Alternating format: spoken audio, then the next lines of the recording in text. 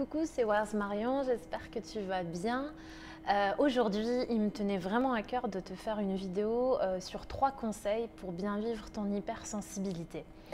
Alors, comme tu as pu le voir dans la dernière vidéo, je te proposais un test pour savoir si tu es hypersensible ou pas.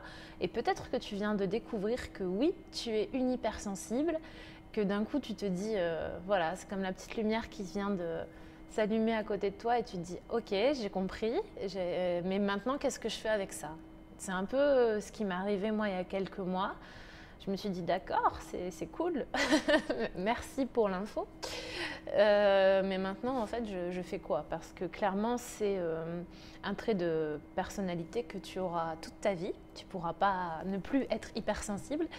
Donc, comment en fait faire pour bien vivre ton hypersensibilité? Je vais te proposer 3 conseils. C'est des conseils qui marchent super bien, que j'applique moi, en tout cas au quotidien, et qui m'ont beaucoup aidé ces derniers temps. C'est parti. Le premier conseil que je voulais te donner, c'est arrête de te battre contre tes émotions.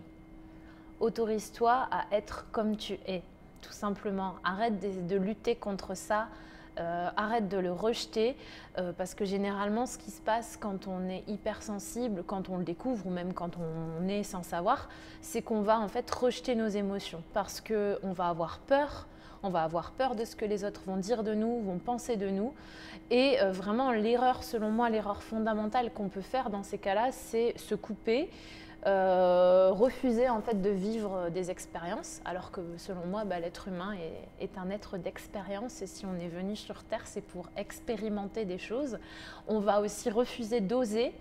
Et on va se dire en fait, ouais, on n'est pas assez bien, enfin je suis pas assez bien pour ce monde, c'est pas fait pour moi, je suis trop sensible. Et en fait, on va se refermer dans sa petite carapace là et on va plus bouger. Donc selon moi, vraiment, premier conseil que je peux te donner, arrête de te battre contre tes émotions, laisse-toi traverser par tes émotions.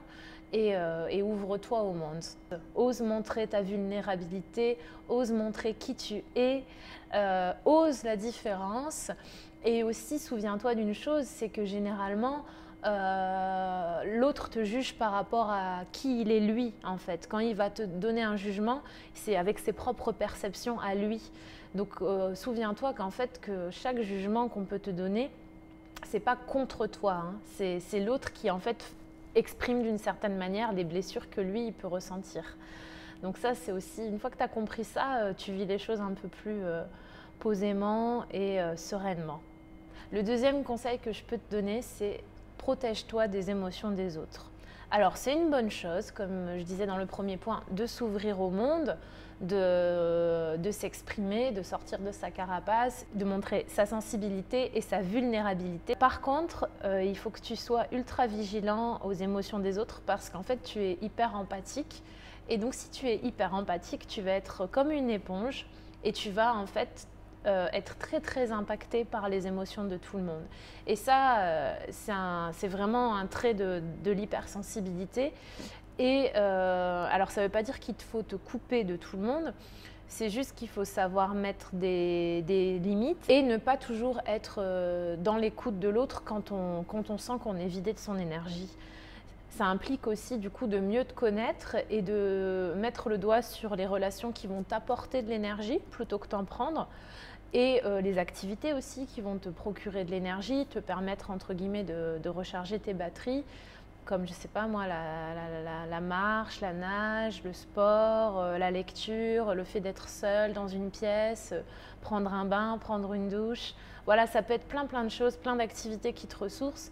Et une fois que tu as compris ça, eh ben, ça te permet aussi d'être plus bienveillant envers toi-même et de faire en sorte de ne pas tout le temps tout donner et d'être tout le temps dans l'écoute, d'être tout le temps dans l'hyper-empathie parce qu'à long terme, tu vas t'épuiser. Et le troisième conseil que je voulais te donner, c'est vois le verre à moitié plein. C'est-à-dire, ton hypersensibilité, c'est une force incroyable. Ça va te permettre de vivre plus intensément les choses, d'avoir des relations plus intenses, également d'être en contact avec toi-même, d'avoir un contact assez puissant avec ton intériorité, ton hypersensibilité, et tout dépend de ce que tu veux en faire.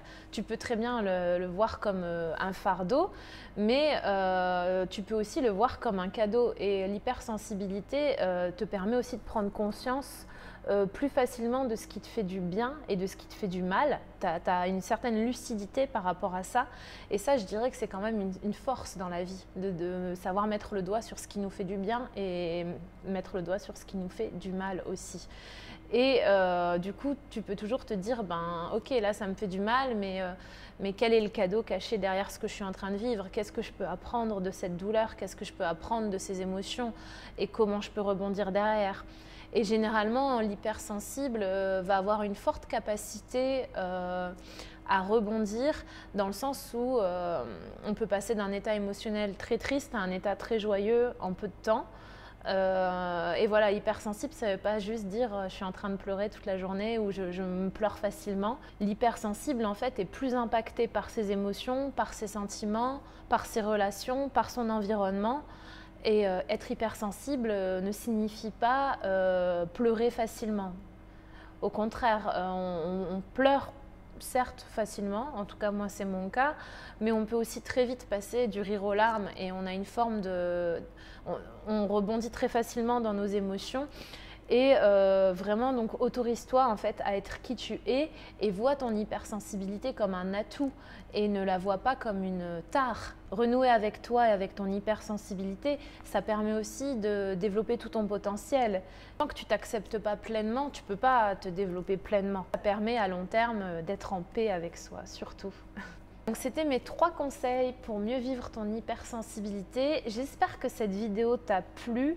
N'hésite pas à la partager autour de toi. Mets-moi en commentaire si ces conseils t'ont aidé, si tu as d'autres conseils aussi à partager, comment tu fais toi pour bien vivre ton hypersensibilité. Tu peux aussi retrouver dans la description un lien pour t'inscrire à ma liste d'emails privés, donc au Love Note, où tu auras plus d'infos du coup sur les vidéos, sur mes futures formations et sur les futurs voyages que je vais organiser. Prends bien soin de toi, de tes proches, sois lumineux et moi je t'envoie beaucoup d'amour et je te fais plein de bisous. Salut!